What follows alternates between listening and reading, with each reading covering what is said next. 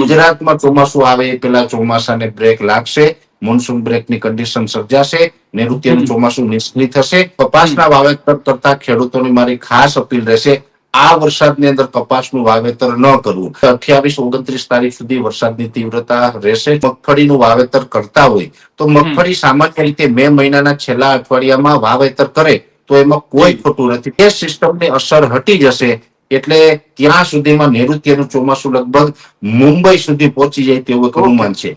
બની શકે કે જો વધારે સ્પીડમાં ચાલશે તો મુંબઈ અથવા તો વધીને આપણા ગુજરાતના વલસાડ સુધી, ગુજરાતને કાંઠે આવી જશે. જુલાઈ મહિનો છે એની અંદર ભરપૂર ખૂબ સારા વરસાદો થવાના છે. ચોમાસાની અંદર જે જુલાઈ મહિનો છે એની અંદર નોર્મલ એવરેજ કરતા પણ કદાચ વરસાદ વધારે પડી શકે. પણ સપ્ટેમ્બર મહિનો છે એમાં ફરીથી પાછો ધોધમાર વરસાદ જેવો જુલાઈમાં પડશે એવો જ વરસાદ છે, એ અતિવૃષ્ટિ સર્જેવા વરસાદો છે એ સપ્ટેમ્બરમાં પણ જોવા મળશે. હાલ જોઈએ તો ગુજરાતમાં ક્યાંક ને ક્યાંક વરસાદી માહોલ જોવા મળી રહ્યો છે પ્રી મોન્સૂન એક્ટિવિટીની રૂપે, અને ક્યાંક ને ક્યાંક જે દરિયામાં સિસ્ટમ હતી તેને લઈને હાલ ગુજરાતમાં ક્યાંક ને ક્યાંક વરસાદી માહોલ છે તે જોવા મળી રહ્યો છે, અને સાથે જ દરિયાકાંઠાના જે વિસ્તારો છે દરિયામાં પણ કરંટ જોવા મળી રહ્યો છે. અને હાલ જોઈએ તો જે ચોમાસું છે તેની વિધિવત તેનો પ્રારંભ થઈ ચુક્યો છે. ભારતમાં કેરળમાં છે ચોમાસાનો પ્રવેશ થયો છે, અને કહી શકાય કે છેલ્લા 16 વર્ષનો રેકોર્ડ તોડીને ચોમાસું છે આ વખતે વહેલું પહોંચ્યું છે. કેરળમાં 24 મે ચોમાસું પહોંચી ગયું છે. કેરળમાં સામાન્ય રીતે 1 જૂને છે તે કેરળમાં ચોમાસાનો પ્રવેશ થતો હોય છે, પરંતુ આ ચોમાસું વહેલું આવ્યું છે. ત્યારે ખેડૂતો છે તેના મનમાં એ જ પ્રશ્ન છે કે શું આ વખતે વાવણી વહેલી થશે, શું ગુજરાતમાં પણ ચોમાસું વહેલું આવશે કે પછી કોઈ મોન્સૂન બ્રેક આવી શકે છે. આ તમામને લઈને વાત કરવી છે. ત્યારે આપણી સાથે હવામાન નિષ્ણાત પરેશભાઈ ગોસ્વામી જોડાઈ ચુક્યા છે, તો આવો તેમની સાથે જ સીધી વાત કરીએ વાત ગુજરાતી પર. પરેશભાઈ, સૌપ્રથમ વાત ગુજરાતીમાં આપનું ખૂબ ખૂબ સ્વાગત કરું છું. જી નમસ્કાર. પરેશભાઈ, જે રીતે આપણે જોઈએ તો આપે જે સતત સિસ્ટમ ટ્રેક કરી હતી ને જે વાવાઝોડું છે તેનો ખતરો તો ગુજરાત પરથી ટળી ગયો, અને તે આપના દ્વારા જે કહી શકાય કે માહિતી આપવામાં આવી હતી, પરંતુ હવે જોઈ શકાય કે જે ચોમાસું છે તેનો પ્રારંભ ભારતમાં થઈ ચુક્યો છે. કેરળમાં ચોમાસું વહેલું પહોંચ્યું છે, તો ખેડૂતોનો પ્રશ્ન છે શું આ વખતે ગુજરાતમાં ચોમાસું વહેલું પહોંચે કે વાવણી વહેલી થઈ જશે કે પછી મોન્સૂન બ્રેક આવી શકે છે, શું કહેશો પરેશભાઈ? કૃપાલસિંહભાઈ, આમ જોવા જઈએ તો જે ગોવાથી દક્ષિણ પશ્ચિમમાં જે વરસાદી સિસ્ટમ બની હતી એ ખૂબ મજબૂત સિસ્ટમ હતી, જે ડિપ્રેશનમાં ફેરવાઈ હતી. ડિપ્રેશન એટલે મજબૂત વરસાદી સિસ્ટમ કહી શકાય. અને એ વરસાદી સિસ્ટમ હતી, એનો જે ટ્રફ હોય છે એ મોટા વિસ્તારોની અંદર, જેમાં અરબ સાગર હોય, દક્ષિણ ભારતના ભાગો હોય, મધ્ય ભારતના ભાગો હોય, એટલા વિસ્તારોની અંદર એનો ટ્રફ લંબાયેલો હતો અને એક મજબૂત સિસ્ટમ હતી. સામાન્ય રીતે જોવા જઈએ તો કેરળમાં 1 જૂને નૈઋત્યના ચોમાસાની શરૂઆત થતી હોય છે, પણ આ જે વરસાદી સિસ્ટમ છે એટલી મજબૂત હતી જેને કારણે નૈઋત્યના ચોમાસાની શરૂઆત સમય કરતા વહેલી કેરળમાં થઈ ગઈ છે, કોંકણ ગોવામાં થઈ ગઈ છે, અને આજે તો મહારાષ્ટ્ર સુધી પણ ચોમાસું પહોંચી ગયું છે. એટલે મહારાષ્ટ્રની અંદર અત્યારે ચોમાસાની એન્ટ્રી ચોક્કસથી થઈ ગઈ છે એવું કહી શકાય. હવે આ જે ચોમાસું જે સમય કરતા વહેલું આવ્યું છે એનું મેઇન કારણ છે જે આ વરસાદી સિસ્ટમ હતી, જેને કારણે આ ચોમાસાના જે ક્રાઇટેરિયા હતા એ બધા ફૂલફિલ થયા, ચોમાસું આગળ વધી ગયું, ચોમાસાને ખેંચી લાવી છે. પણ હવે ધીમે ધીમે આ સિસ્ટમ છે એ નબળી પણ પડશે ને ધીમે ધીમે આગળ પણ ચાલશે, કેમ કે હજુ પણ આ સિસ્ટમ છે એ વેલ માર્ક લો પ્રેશરની કેટેગરીમાં છે. હજી પણ કોંકણ ગોવા હોય, મહારાષ્ટ્રના ભાગો છે એની અંદર ખૂબ માત્રામાં અત્યારે વરસાદો પડી રહ્યા છે. બીજું, ગુજરાતની અંદર પણ છૂટાછવાયા વરસાદો અત્યારે નોંધાઈ રહ્યા છે. ગઈકાલે જેવી રીતે ઉત્તર ગુજરાતના ભાગો હોય અથવા તો જે સાબરકાંઠાના ભાગ છે કે અમદાવાદના ભાગો છે, મધ્ય ગુજરાતના પણ ઘણા વિસ્તારોમાં વરસાદો જોવા મળ્યા.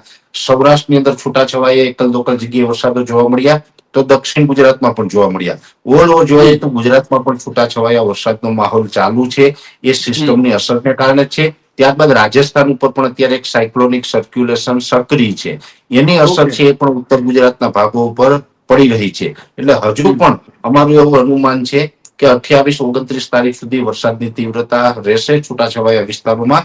ગુજરાતમાં પણ હજી વરસાદો ચાલુ રહેવાના છે. 30-31 તારીખમાં હળવું પડશે અને પછી ધીમે ધીમે આપણે વરસાદમાંથી રાહત પણ મળશે. પણ એટલું ચોક્કસ છે કે આ જે વરસાદી સિસ્ટમ સક્રિય છે, જે કોંકણ ગોવા અને કર્ણાટકના ભાગોમાં અત્યારે જે અસર કરી રહી છે, એ વેલમાર્ક લો પ્રેશર છે નબળું પડતા પડતા આગળ નીકળી જશે. એટલે વેલમાર્ક લો પ્રેશરમાંથી ફરીથી લો પ્રેશરમાં આવશે. જેટલા સ્ટેપ ઉપર ચડે એટલા સ્ટેપ એ સિસ્ટમને નીચું ઉતરવું પડે. એટલે વેલમાર્ક લો પ્રેશરમાંથી ફરી લો પ્રેશર થશે, સાયક્લોનિક સર્ક્યુલેશન થશે અને પછી નામશેષ થઈ જશે.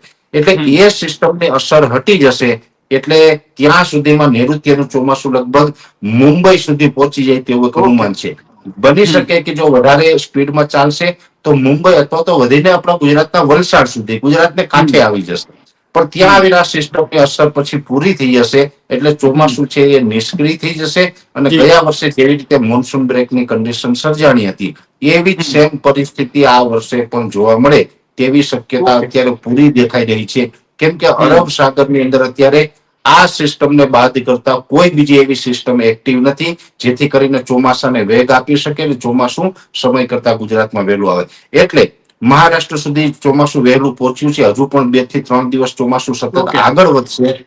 પણ ગુજરાતમાં ચોમાસું આવે એ પેલા ચોમાસાને બ્રેક લાગશે, મોન્સૂન બ્રેકની કન્ડિશન સર્જાશે, નૈઋત્યનું ચોમાસું નિષ્ક્રિય થશે અને એક વખત ચોમાસું નિષ્ક્રિય થાય એટલે અત્યાર સુધીના રેકોર્ડો એવરેજ એવા છે કે 15 દિવસ સુધી, મિનિમમ 8 થી લઈ અને 15 દિવસ સુધી ચોમાસું નિષ્ક્રિય થઈ જતું હોય. એટલે આપણે એવું ચોક્કસ માની શકાય કે મને વ્યક્તિગત જ્યાં સુધી મારો અનુભવ છે ત્યાં સુધી એવું માનું કે આ મોન્સૂન બ્રેકની કન્ડિશન સર્જાશે એટલે જે આપણી નોર્મલ તારીખ છે ગુજરાતમાં ચોમાસું આવવાની 15 જૂન એ પહેલા કદાચ ચોમાસું ગુજરાતમાં પ્રવેશ નહીં કરે અને આપણે જે અત્યારે જે મીડિયાના મારફતે જે સમાચાર મળી રહ્યા છે એ સાચા છે કે ભાઈ ચોમાસું આગળ આવ્યું છે, પણ એ ત્યાં સુધી આગળ આવ્યું એ પછી ત્યાંથી આગળ વધવામાં એને અવરોધ આવશે અને નૈઋત્યનું ચોમાસું છે એ સમય કરતા વહેલું ગુજરાતમાં કદાચ ન આવે આવી પરિસ્થિતિ પણ જોવા મળી શકે છે. જી પરેશભાઈ, આપણે જોઈએ તો અત્યારે પણ અનેક ખેડૂતો છે જે એવું કદાચ માની રહ્યા છે કે આ ચોમાસાના વરસાદ છે, તો પરેશભાઈ અત્યારે વાવણી કરવી કેટલી યોગ્ય છે અને વાવણીનો ખરો સમય શું લાગે છે, કયા વિસ્તારમાં શું સમય લાગે છે પરેશભાઈ? કૃપાલસિંહભાઈ, આની અંદર 2-3 વસ્તુ છે. પહેલી વસ્તુ થઈ કે આ નૈઋત્યના ચોમાસાના વરસાદ નથી, આ પ્રી મોન્સૂન એક્ટિવિટીના વરસાદ આને ચોક્કસથી કહી શકાય છે. બરાબર.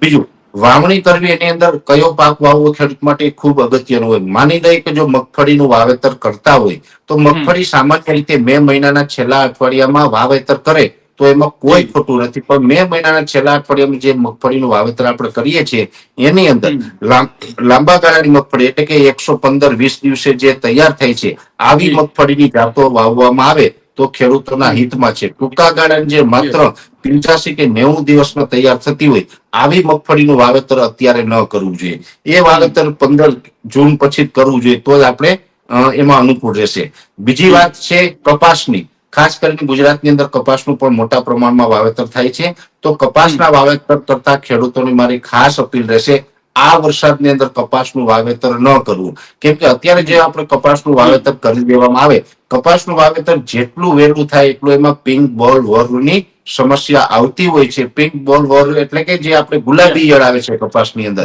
એ ગુલાબી ઈયળનો ઉપદ્રવ વધારે રહે છે અને ગુલાબી ઈયળનો ઉપદ્રવ થાય તો ગુલાબી ઈયળની કોઈ દવા નથી, કોઈ ઈલાજ નથી, જેથી કરીને કપાસ છે આપણે સંપૂર્ણ ફેલ થઈ જતો હોય. એટલે ખેડૂતોએ અત્યારથી કપાસનું વાવેતર ન કરવું જોઈએ. આ એક મારી સલાહ રહેશે. બીજો, હવે ડુંગળીના વાવેતરો પણ ઘણા બધા ખેડૂતો છે એ કરતા હોય છે તો ડુંગળીની અંદર પણ અત્યારે ખરેખર રાહ જોવાની જરૂર છે. કેમ કે આ જે નૈઋત્યનું ચોમાસું ચાલુ થશે ત્યારે પણ ધમાકેદાર એન્ટ્રી હશે. ભલે 15 તારીખે થાય, 18 તારીખે થાય કે 20 તારીખે જૂન મહિનામાં થાય, પણ ત્યારે ધમાકેદાર એન્ટ્રી હશે. અત્યારે જો ડુંગળીનું વાવેતર કરશું તો ડુંગળીનો જે છોડ છે નાનો હશે, નાના છોડ ઉપર અતિ ભારે વરસાદો પડશે તો ડુંગળીમાં પર્પલ બ્લોચ નામની ડિઝીઝ આવી શકે છે. એટલે ડુંગળીનું વાવેતર કરવું પણ અત્યારે હિતાવહ નથી. સોયાબીનનું વાવેતર પણ ગુજરાતની અંદર દિવસે દિવસે વધી રહ્યું છે. છેલ્લા 5-6 વર્ષની અંદર મોટા પ્રમાણમાં મોટા વિસ્તારોની અંદર સોયાબીનનું વાવેતર થઈ રહ્યું છે. સોયાબીન છે એ પણ એક પ્રકારે 90 દિવસે તૈયાર થતો પાક છે. એટલે સોયાબીનનું વાવેતર પણ અત્યારે વહેલું પડશે એટલે એ પણ ન કરવું જોઈએ.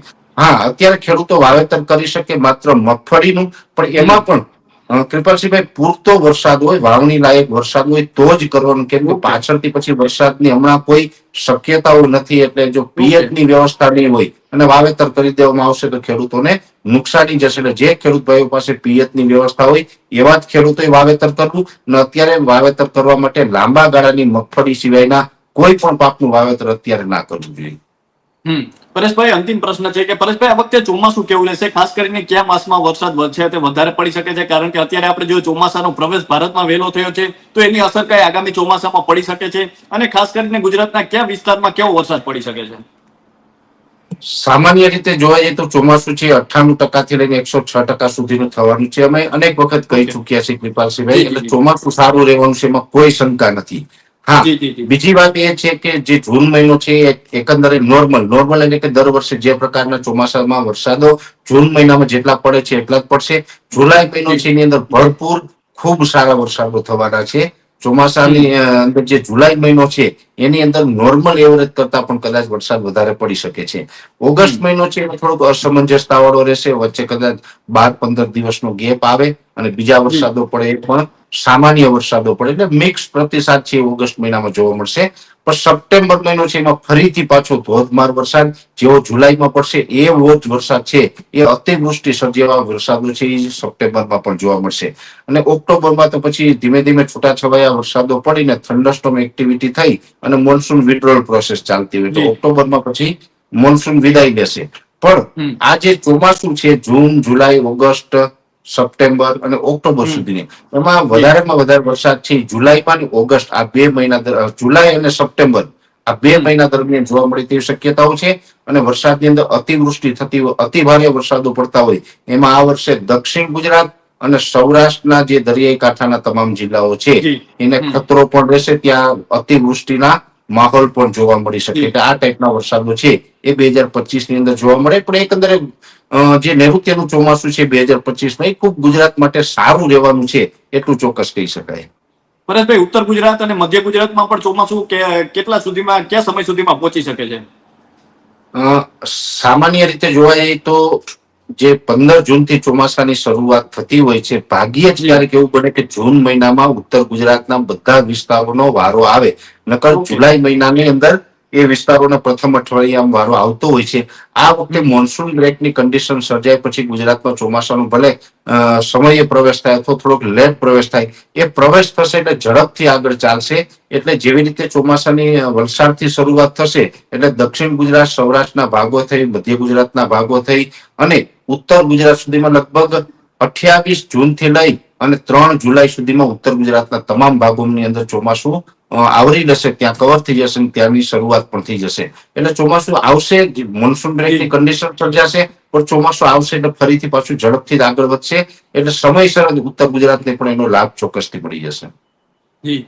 તો પરેશભાઈ, ખેડૂતોના ભીતરમાં રહેલા પ્રશ્નો હોય છે અને ક્યાંક ને ક્યાંક અત્યારે જોઈએ તો ખેડૂતો આપને જે માહિતી આપો છો ખેડૂતો એના આધારે ક્યાંક ને ક્યાંક આગળ વધતા હોય છે. તો પરેશભાઈ, આપનો કિંમતી સમય આપવા બદલ ખૂબ ખૂબ આભાર. તો આ હતા હવામાન નિષ્ણાત પરેશભાઈ ગોસ્વામી. અને પરેશભાઈ જે રીતે વાત કરી કે હાલમાં જે કહી શકાય કે ચોમાસું છે ભારતમાં વહેલું પ્રવેશ્યું છે. ગુજરાતમાં ક્યાંક ને ક્યાંક ચોમાસું પ્રવેશે તે સમયસર જ પ્રવેશે તેવું લાગી રહ્યું છે. મોન્સૂન બ્રેક છે તે આવી શકે છે અને ગુજરાતમાં એકંદરે આ વખતે સારો વરસાદ છે તે પણ જોવા મળી શકે છે. અને હાલમાં જે વરસાદ વરસી રહ્યો છે તે વરસાદ છે ચોમાસાનો વરસાદ નથી, નૈઋત્યનો વરસાદ નથી. આગામી સમયમાં જે નૈઋત્યનો વરસાદ છે તે અત્યારે મહારાષ્ટ્ર પહોંચ્યો છે અને થોડા સમયમાં ગુજરાત પણ પહોંચી જશે. તો અત્યારે બસ આટલું જ. ફરી મળતા રહીશું વાત ગુજરાતી પર.